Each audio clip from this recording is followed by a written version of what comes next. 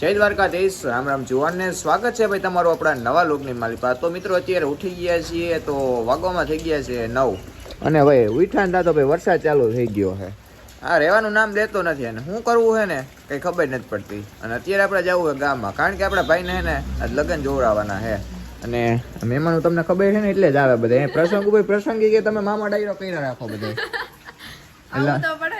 હા સમજી ગયા. તમારે જવું આટલી ગામમાં વરસાદ રહેતો નથી, કારણ કે અમારો મોટા પોજીનો છોકરો છે ને આપણે એના લગ્ન જોવડાવવાના હે ભાઈ. પછી તારીખ ને કઈ આવશે નથી. મહેમાનો આવી ગયા એ ક્યારના ફોન કર્યા ભાઈ જટા પણ વરસાદ રહીએ તો બાપા હું આવું ને 2 કિલોમીટર તો મારે ગામમાં જવું પડે. ત્યાં તો હું પલરી જાઉં. કાંઈ વાંધો નહીં ભાઈ, રહેવો હોય રહે નકાકડી નીકળીએ.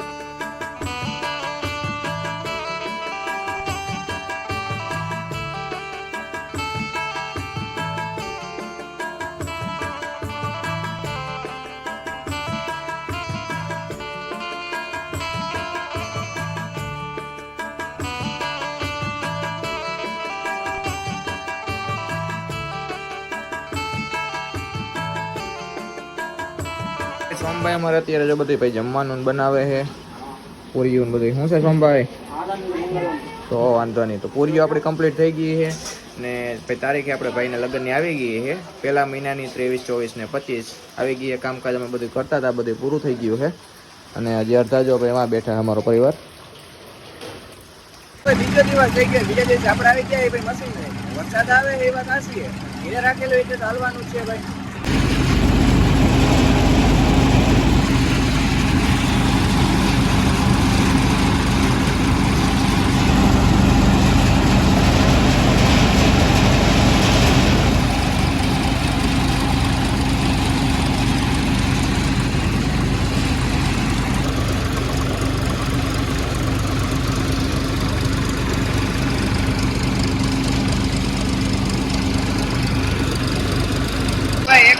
આપણે આવી ગયા અત્યારે આપણે બાપુજીનો કાઢવા.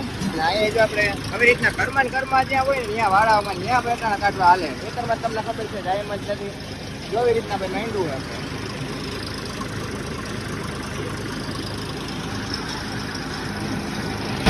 જો આપણે મગફળી એવી આવે આપણે.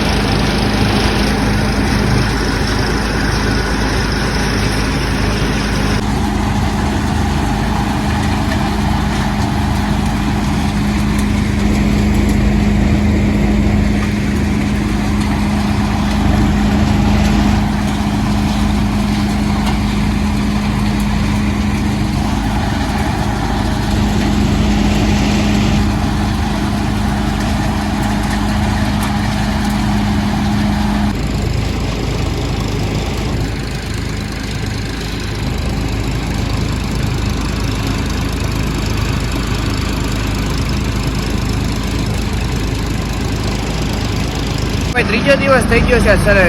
પાછો આજે આપણે મશીનને થઈ ગયો આંકવાનો બીજો દિવસ, કારણ કે આજે ભાઈ એટલો બધો વરસાદ આવ્યો નથી.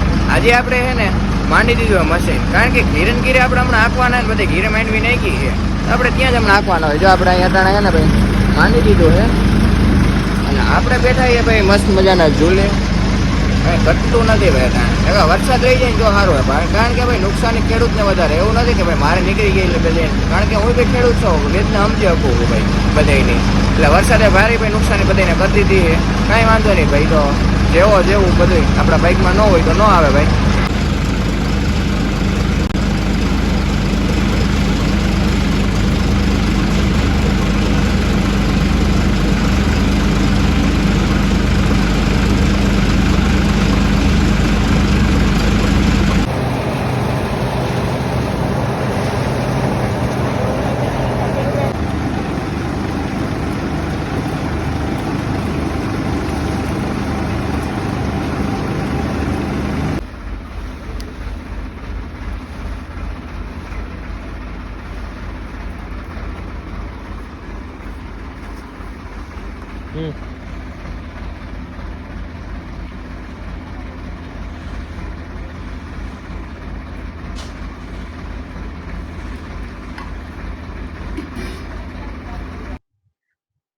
અરે વેવાઈ, તમે જો છૂટાછેડાની વાત કરો તો પછી મારે ગામમાં આબરૂ શું રહે?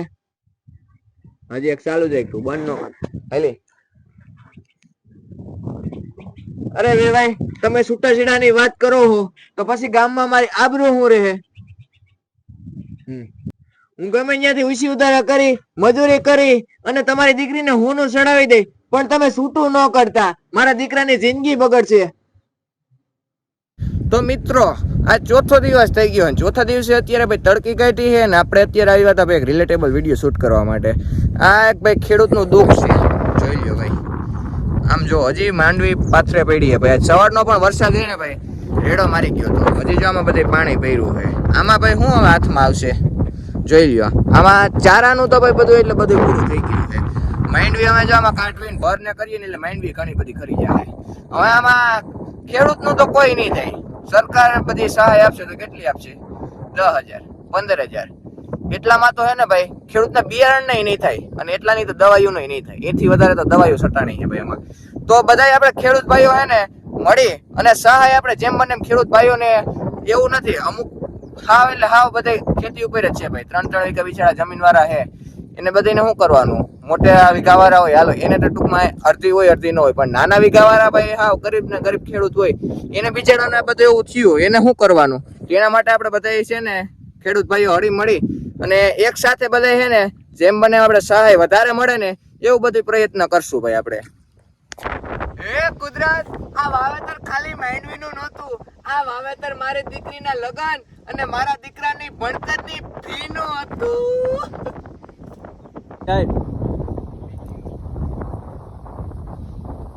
એ બાપા